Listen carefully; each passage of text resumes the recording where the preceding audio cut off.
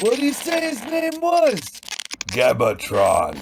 Hello everyone, I am Gebatron, and here are the details to the changes Update 17 brought us, as there is plenty here that wasn't listed in the changelog. Make sure to check for a pinned comment for updates. I apologize for how long it took me to get this video out, but Update 17 dropped the same day I left for a really long vacation, and then I came down with strep throat, so you know. Anyway, let's talk about all the changes listed and unlisted and dispel some myths here before the ones that are already out there spread even further. I'll make a different video with my opinions on these changes, and we'll do a DLC giveaway in that one, so make sure to subscribe and turn on notifications so you don't miss it. First up is the flamethrower, and let's debunk a myth right away. The amount of fuel in the flamethrower has not been reduced. It still takes roughly 22 seconds of continuous firing to empty the flamethrower, as we can see here.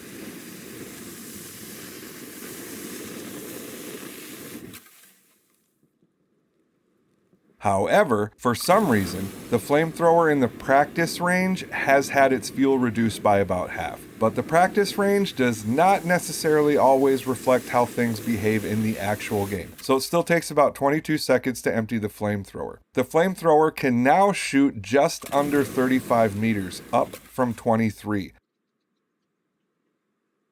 It's probably technically 34.9 meters, but it's easier to say 35. Suppression has been added, giving players wielding these things a little more leeway when it comes to near misses. An excellent addition.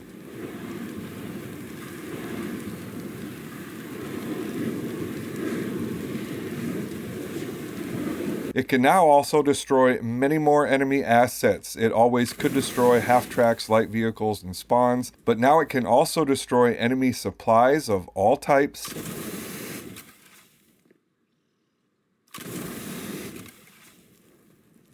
ammo airdrops,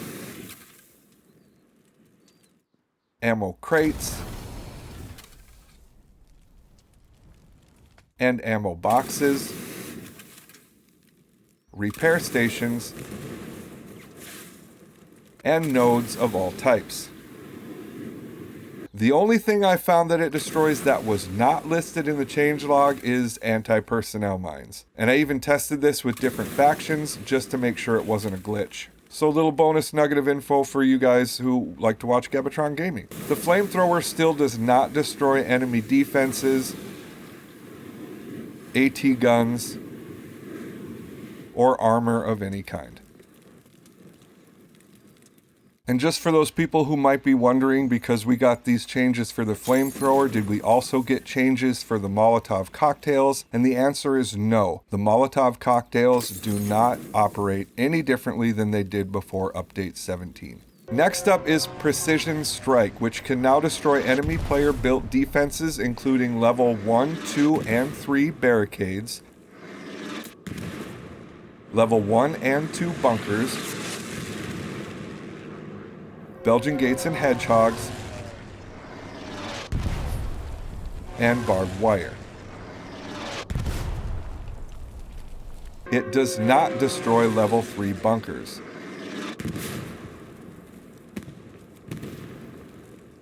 There are some issues here. The blast still does not pass through the barricade itself, so if you call this in, make sure and try to call it in behind the barricade if you are German, or have it approach from the rear as one of the other factions if possible, to also eliminate any enemies hiding behind it. You can see here that depending on where the strike hits, enemy players will survive this, and MG players can even remain quote-unquote mounted on their bipod. Additionally, precision strikes are still just as unpredictable as to what and when they damage things as ever, especially the German one. Here it fails to destroy a barricade even though the bomb landed right next to it, yet here it lands right next to this level 1 barricade, destroying it and a level 3 that was roughly 20 meters behind it. Now on the question of how far away can your strike be and still destroy structures?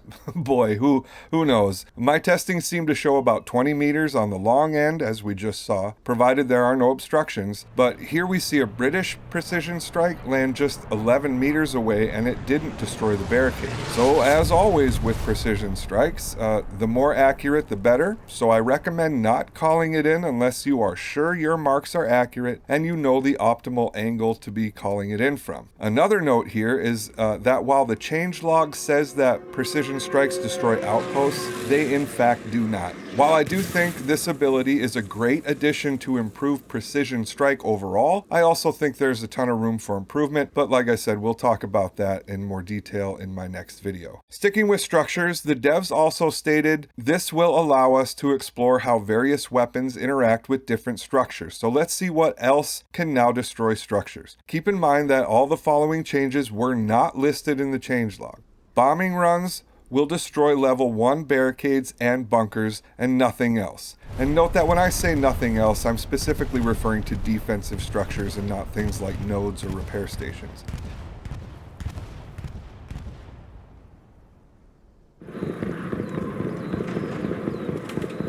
Katyusha strikes, they do the same thing as bombing runs, level 1 barricades and level 1 bunkers.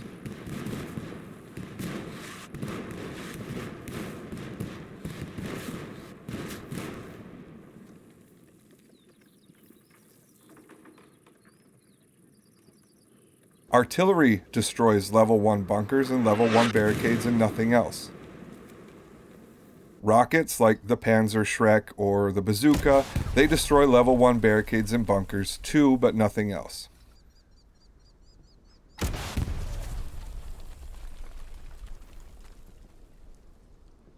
Recon vehicles, light tanks, and medium tanks all work the same. Both HE and AP rounds will destroy level 1 barricades and bunkers and nothing else.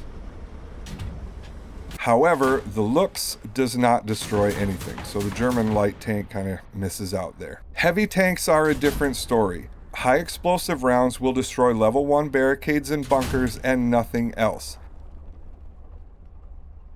However, AP rounds destroy level 1 and level 2 barricades and bunkers, level 3 barricades,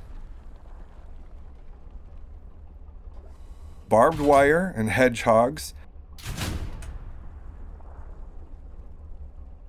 They do not destroy level 3 bunkers, so it's kind of confusing there. Mines of both types, so anti-personnel and anti-tank mines, neither one of those destroy anything. Grenades don't destroy anything.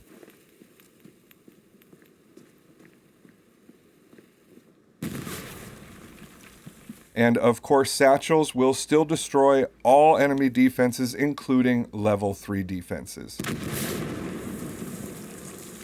Now on to the XP changes. We get XP for accurate pings and marks. And it doesn't seem to matter what you're marking, if you're marking infantry or if you're marking light vehicles or tanks, heavy tank, light tank, doesn't matter if you're marking a garrison or an OP, or if you ping any of those things. It's all 5 support score per ping or per mark. However, there is a cooldown on this. You can't just mark something constantly or ping something constantly to rack up XP. I don't know how long that cooldown is, but it seems to be more than 20 seconds at the very least. So all marks and all pings that are accurate get 5 support XP. If you mark an OP, like if you mark an enemy OP with a garrison mark, you do not get XP for that.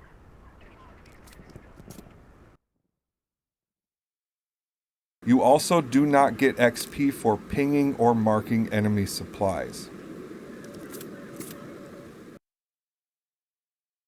The changelog also says you get XP for kill assists. Now I tested this out on enemy armor. I shot a rocket into the back of heavy armor and then I had Fairing Tail go up and finish it off with a satchel, and I did not receive any XP for that. And because I only have a 2-man crew here and I was doing this in-house, I was not able to properly test out how the XP works on kill assists. So if someone knows how it works, leave a comment below, and please try to link to a clip that shows how it works so we don't end up spreading more myths. Now let's move on to suppression, and you do get XP for suppression now. But there is some nuance here. If you continuously fire, you will get less XP than if you burst fire. Let me show you what I mean. Here we have the MG34 and we do a couple of bursts, and then we empty the rest of the 100-round drum, and we only get 6 combat XP for this suppression. However, if I start over and I do burst fire that whole time, we more than double the amount of XP we get for that suppression. And it works the same with the MP40. If I empty the entire magazine at one time, we only end up with a small amount of XP. However, if I just fire 2 rounds at a time throughout the entire magazine, we end up with significantly more XP. So, if you are suppressing the enemy and you are worried about this XP, it's a minimal amount of XP, but if you want to maximize the amount of XP you are getting for suppressing, make sure you're bursting rather than just holding it down. And just a couple other things to note here. You will not get XP for marks or pings that you leave via the tactical map, and the XP will only be rewarded upon the player's death or if they leave the server or the match ending. And this is to help, kind of curb cheesing, like just pinging all over the map, waiting to see where you get XP and then knowing where the enemy is. That change came in the hotfix, and that was a really good change.